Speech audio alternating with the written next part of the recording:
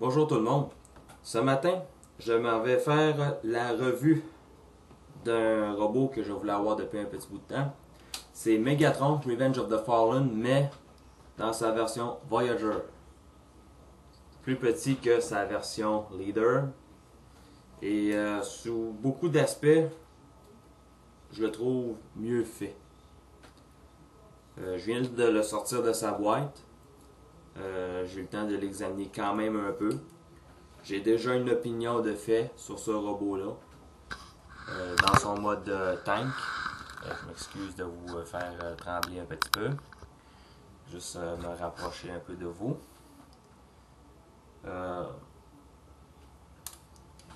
Première des choses, la différence entre lui et sa version leader, c'est la couleur. Ce qui frappe, c'est que là, on a une dominance de vert kaki comparativement à l'autre qui est complètement gris, argent, dans les mêmes tons que le premier.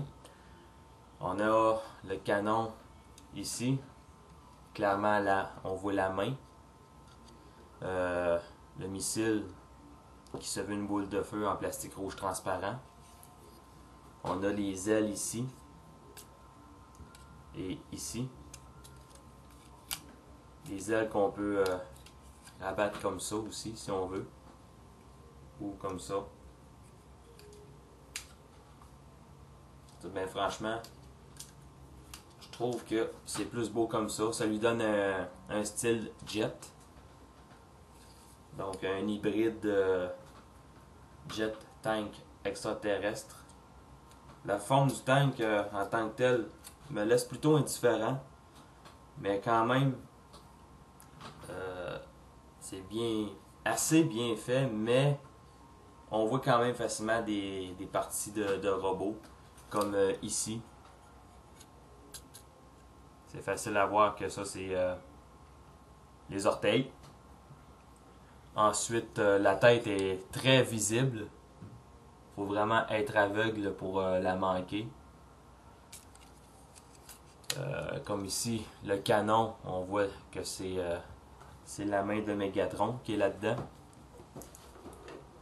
Donc, pour le mode tank, la note que je lui donnerais largement un 7.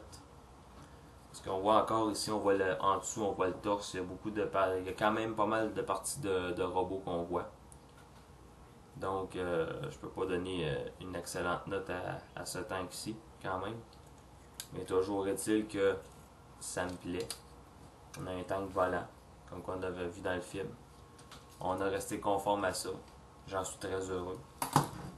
Les instructions, comme je vous l'ai dit, je viens de le sortir. Fait que j'ouvre le livret d'instructions devant vous pour la première fois.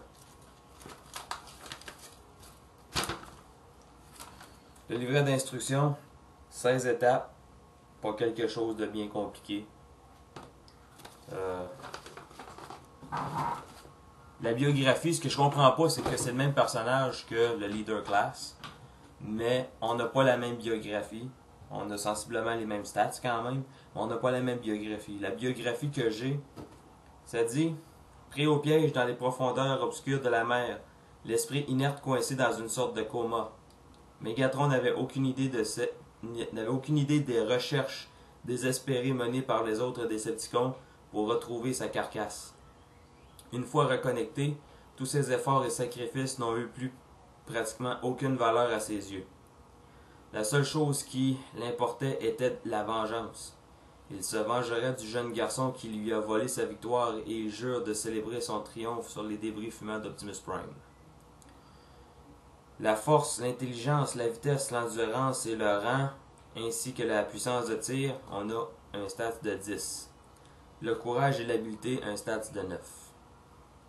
Et là, on a une technologie Mechalive qui dit: faire tourner la taille pour actionner les engrenages à l'intérieur du torse. C'est à voir. Et c'est tout. On a une épée d'énergie qui se déploie, supposément. On va voir ça plus tard. Bien sûr, on a un lance-missile. Et les ailes se déploient, comme je vous l'ai montré. Le mode robot de cette version-ci m'intéressait beaucoup plus. Parce qu'il avait l'air moins difforme que l'autre. Reste à voir. Donc, le mode tank, Megatron Revenge of the Fallen, un 7 sur 10. Des points manquants à cause des orteils, du visage trop apparent et le torse non dissimulé en dessous. Donc, à tout de suite pour le mode robot.